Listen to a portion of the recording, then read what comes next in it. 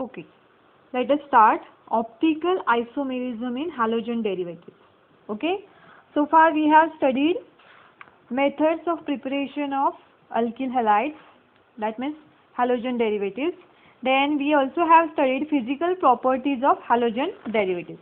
Now this is next point, optical isomerism in halogen derivatives. Okay, we have to study some chemical properties of halogen derivatives where substitution reactions are there, nucleophilic substitution reactions, SN1 reaction and SN2 reaction. So to understand those SN1 and SN2 reaction, it is necessary to know what is optical isomerism. Okay, so let us see optical isomerism. Now in 11th standard you have studied isomerism, isomers. Isomers means what? Isomers are compounds which have same molecular formula but different structural formula. They are called as isomers of each other. See here, isomers, the compounds having same molecular formula but different structural formula, are called as isomers of each other. Okay, now see one example so that you will understand it clearly. You can see here 2-methyl propane 1-ol, alcohol is there. Okay, now see molecular formula first. How many carbon atoms are there? 1, 2, 3, 4. So 4 carbon atoms are there. So we can write C4. Okay, then let us see how many hydrogens are there. 3 plus 3, 6, 7, 8, 9 and 10. So hydrogens are 10. Okay.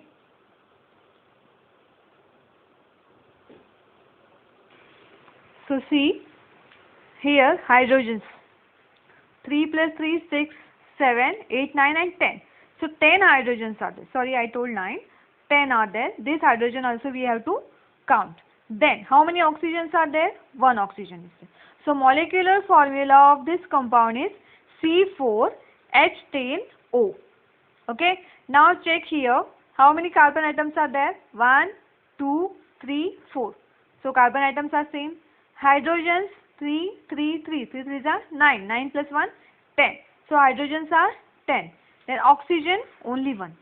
Means both of these compounds have same molecular formula but structures are different. Right? Structures you can see they are different. So that's why they are called as isomers of each other. They are different compounds. So you see it is 2-methyl propane 1-ol and it is 2-methyl propane 2-ol. Understand? So these are called as isomers of each other. Same molecular formula but different structural formula. You have studied this in standard 11 also. Okay. Now let us see next. Stereoisomers. Okay. Stereoisomers is a type of isomers. Classification when we see of isomers. So stereoisomer is a class of isomers, subclass of isomers. Okay. Now see what is meant by stereoisomers. Isomers having same bond connectivities means molecular formula, structural formula, are called as stereoisomers.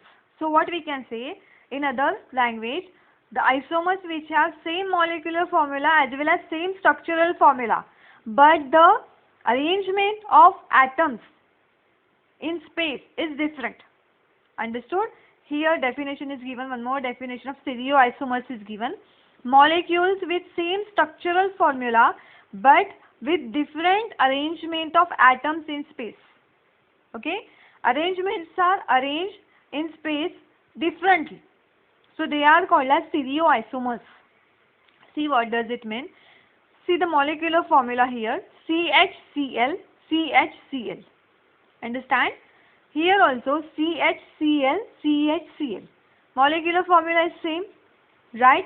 Structural formula is also same. Double bond is carbon-carbon double bond is there. Then hydrogen and chlorine are attached in this way. But if you see spatial arrangement of atoms in space, how they are arranged. Okay. Here you can see chlorine, chlorine. They are present on opposite direction of double bond. Here it is double bond. Okay. One chlorine is present on upper side. One chlorine is present on lower side. Here one hydrogen is on upside. Hydrogen is on downside. And in this structure, if you will see, both the chlorines are present on same side of double bond and both the hydrogens are present on same side of double bond. Okay, so this kind of arrangement is called as trans arrangement. Okay, same atoms are present on opposite sides of double bond. So that kind of arrangement is called as trans arrangement, and this kind of arrangement is called as cis arrangement. Okay, so arrangement of atom is different in space and they are called as stereoisomers. Understood?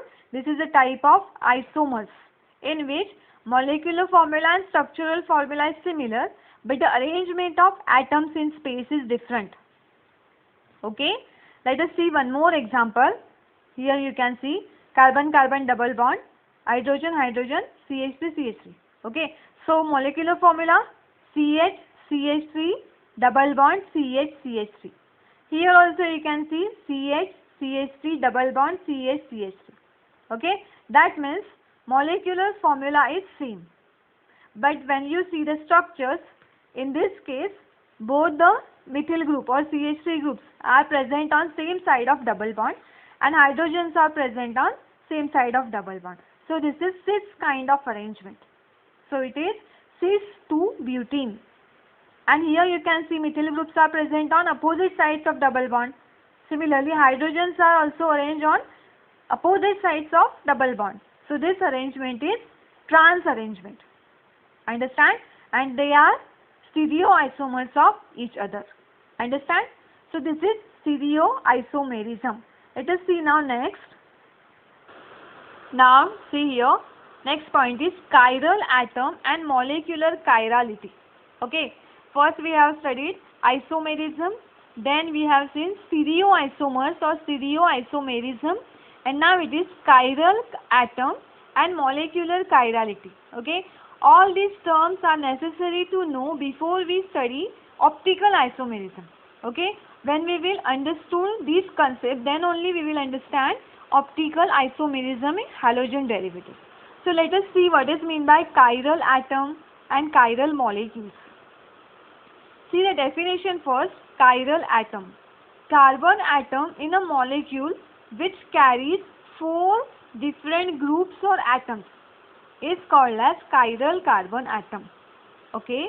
Now you know valency of carbon is 4. That means carbon forms 4 bonds. Okay. Now for being chiral atom, what is the condition? Those all 4 groups or atoms which are bonded to central carbon atom must be different. Then only that atom will be considered as chiral carbon atom. Okay. Now here see, this is your carbon atom. Okay. It has formed 4 bonds, 1, 2, 3 and 4. Hydrogen is attached with this bond, methyl group is attached from here, then OH group is attached from here and CH2CH3. This carbon is attached from here. So all 4 bonds are there and all 4 atoms or groups are different. No similar atom or similar group is attached. Understand? Here hydrogen, here methyl group, here alcohol and here ethyl group. So this carbon atom is called as chiral carbon atom. Understand? All 4 groups which are directly bonded to carbon atom are different. And that's why this carbon atom is called as chiral carbon atom. And it is shown by asterisk. Star is shown over here. Understand? One more example, see. Carbon atom.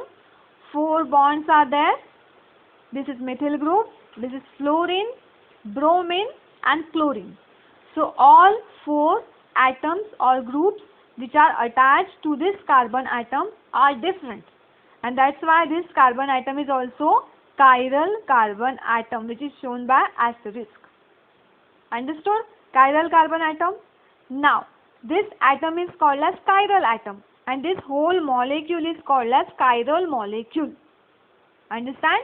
This carbon atom is chiral atom and this whole molecule, whole structure is called as chiral molecule. Understood? Atom means only one atom. Molecule means this whole structure. Understand?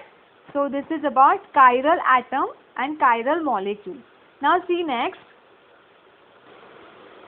Okay. See now, here is one unique property of chiral molecule is given. Okay. So see chiral molecules. When a molecule contains one chiral atom, it acquires a unique property. Such a molecule cannot superimpose perfectly on its mirror image. It is called chiral molecule. Understand? See, chiral molecules are not superimposable mirror images of each other. Now, what is meant by superimposable mirror images? See, take both your hands, okay, and place one hand on other hand. You will find that all your fingers will not match with each other. Understand? That means both our hands are identical to each other. They are similar. But when we keep them on each other, they don't match exactly. Okay? So our hands are also superimposable mirror images of each other. Understand? See one example they have given here. This carbon atom, all four groups are different, right? Here methyl group, here chlorine, here ethyl, and here hydrogen. When we take mirror image of this compound, we will get this structure. Okay? जब हम mirror में इस compound को देखेंगे तो हमें ऐसे दिखेगा. Okay. Now, if we leave this structure as it is and we will try to keep this structure on this mirror image, will they match exactly? See, CH3 will fall on CH3, it will match.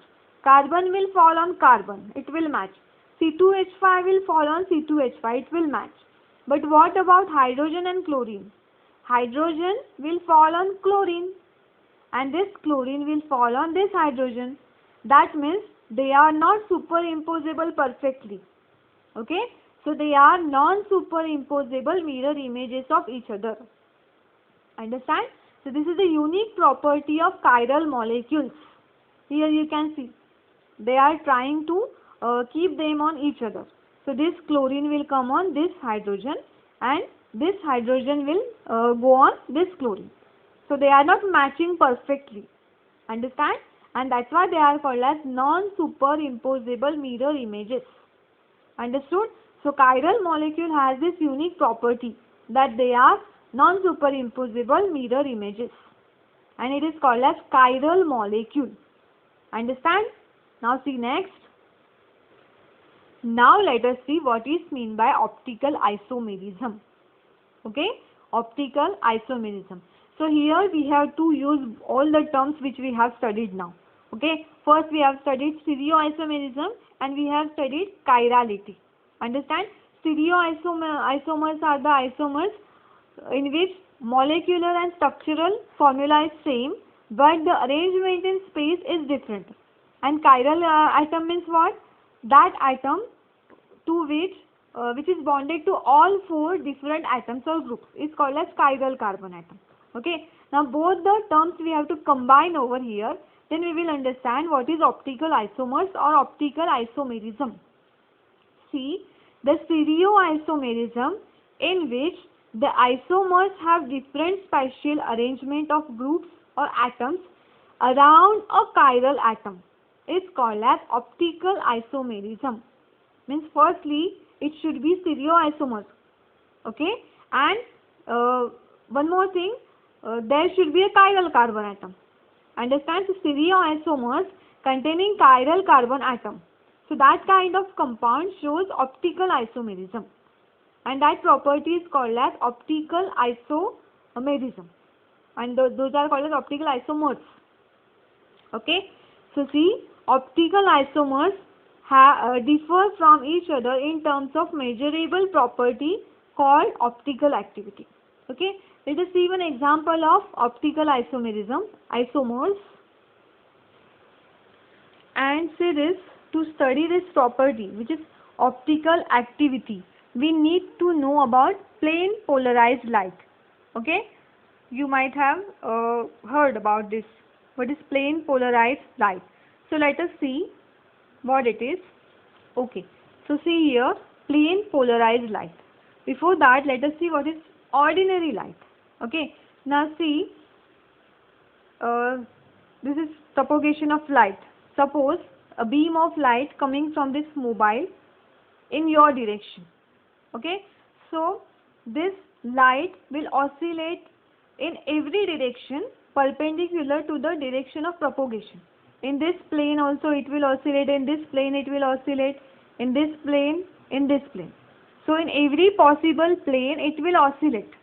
Okay, and this light is called as ordinary light. You know the wave of oscillatory waves and all these things you have studied in physics, right? So this light will have oscillations in every plane which is perpendicular to the beam of light. From here light is coming in your direction. Okay, so this kind of light is called as ordinary light. Okay, and when this ordinary light is passed through Nichols prism, understand, in the way of this light, if we keep Nichols prism, then what happens? See, the light will oscillate, or the light will have oscillations only in one plane which is perpendicular to the direction of propagation, and this light is called as plane polarized light. Understand, this is ordinary light which is oscillating in every plane. Understand, and when this light is passed through Nichols prism, it will oscillate only in one direction perpendicular to the propagation of light, and this light is called as plane polarized light. Understand? See, one more figure is there so that you will understand it clearly. Okay, see here, this blue color line you can see. So this is a beam of light. Understand? Beam of light. You can see here it is oscillating in every direction, every plane, and every plane is perpendicular to the this light or direction of light, propagation of light. In this plane it will oscillate, in this plane, this plane, this plane, in every plane it will oscillate. This is ordinary light. But in the path of this ordinary light we keep our Nichols prism.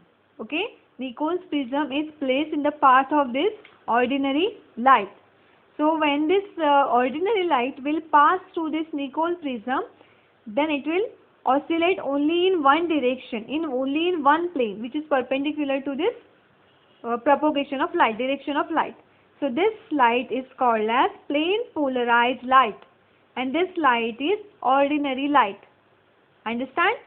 Understood the concept of plane polarized light? Now see, okay, now this is your plane polarized light. Okay, now in the path of this plane polarized light, when we keep any substance, just forget about this what is written below, optically active substance. This is plane polarized light. In the way of this plane polarized light, if we keep a substance, when that plane polarized light pass through that substance, and if that plane polarized light will rotate, plane of plane polarized light, it has changed. Okay, it has rotated in right hand side, or it may be rotate in left hand side. Okay, so rotation is there. If rotation is observed because of that substance which is kept in the path of plane polarized light, then that substance is said to be optically active. Okay, in other language what we can say, when plane polarized light pass through optically active substance, that substance rotates the plane of plane polarized light either in right hand side direction or left hand side direction. Understood?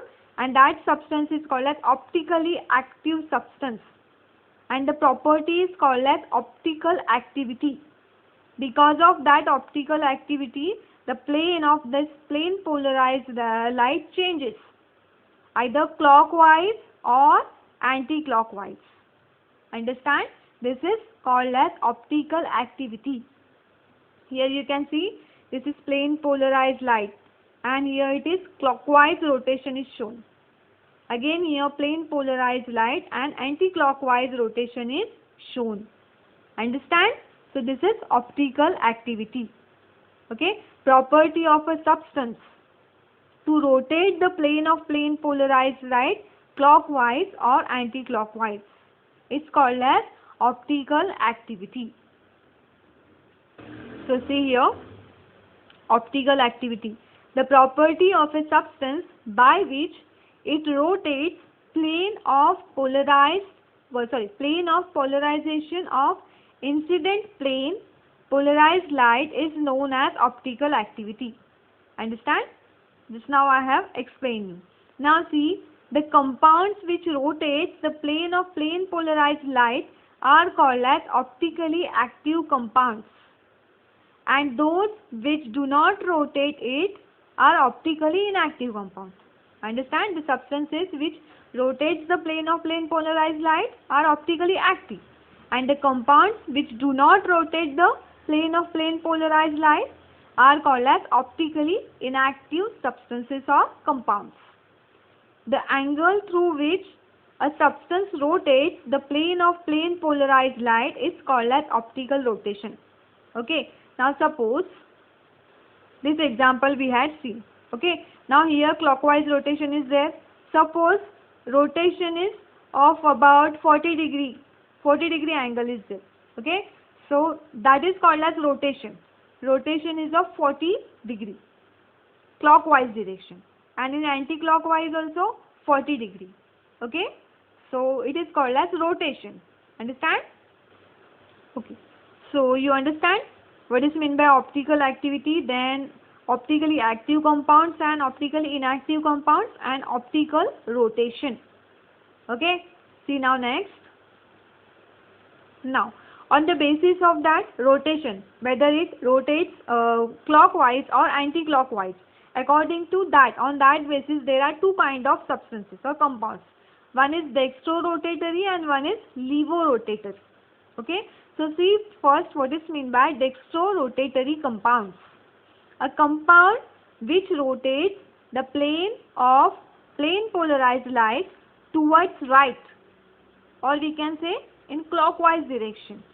Okay, is called as dextrorotatory compounds and designated by symbol D. Okay, D for dextrorotatory, or it is also represented by positive sign. Understand? When the compound rotates plane of plane polarized light in clockwise direction or on right hand side direction, they are called as dextrorotatory, and the symbol is D, or it is also represented by positive sign. And exactly opposite of this is levorotatory. Levorotatory substances or compounds. A compound which rotates plane of plane polarized light towards left or anti-clockwise direction. Understand? So they are called as levorotatory and designated by the symbol L, small l, and here it is small d. Or they also can be represented by negative sign. Understand? Levorotatory, anti-clockwise or left hand side rotation, and designated by L and negative sign. Dextrorotatory, clockwise rotation or right hand side rotation, designated by symbol D or positive sign. Understand? Let us see some example of dextrorotatory and levorotatory substances. See here. Don't see all these things, just see over here. Okay. This is plus 2-butanol and this is minus 2-butanol. So plus means what? Dextrorotatory. This compound will rotate the plane of plane polarized light in clockwise direction or right hand side direction. So they are represented by positive sign or small d. And here this is minus 2-butanol. This means this compound will rotate the plane of plane polarized light in left hand side direction, or we can say anti-clockwise direction, and that's why this negative sign is shown over here. Understood? Dextrorotatory and levorotatory, both are optically active compounds. Why they are optically active? See, chiral carbon atom is present. Okay, chiral carbon atom means which carbon atom which is bonded or which is attached to 4 different groups. Here H, here ethyl group, methyl group and OH. All four groups are different. So this is chiral carbon atom. Okay. When you will take mirror image of this compound, they will not match with each other. They are not superimposable mirror images. and that's why they are optically active, means optical isomers of each other. Okay, and this is dextrorotatory and this is levorotatory. Understand? See now, optical isomers and enantiomers. Okay, so let us see what is meant by enantiomers. Isomerism in which isomeric compounds have different optical activity is known as optical isomerism. Understand? One is dextrorotatory, one is levorotatory. One is rotating the plane of plane polarized light in right hand side direction, and one is rotating in left hand side direction. Okay, so they are called as optical isomers of each other, dextro and levo. Okay, so see, French scientist Louis Pasteur introduced the term enantiomers for the optical isomers having equal and opposite optical rotation. Understand? They are rotating in equal amount, equal rotation, but in opposite direction. One is on right hand side, one is on left hand side. Rotation is equal. If right hand side rotation is of 40 degree, then left hand side rotation will also be 40 degree. So rotation is equal but in opposite direction. So they are called as enantiomers. Understand? The two non-superimposable mirror image structures are called pair of enantiomers. Okay? So again, these are the examples of enantiomers. These are optical isomers which are having non-superimposable mirror images of each other, and they are having different optical activity.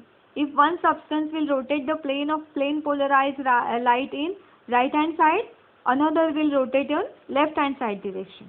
Understand? But the rotation is of equal degree. Understand? So these are called as enantiomers. You can see carbon atom is chiral, all four groups are different. Mirror images, if you will see, they are non-superimposable. If you will lift this compound, if you will keep on this, COH, COH will match, carbon, carbon will match, OH, OH will match.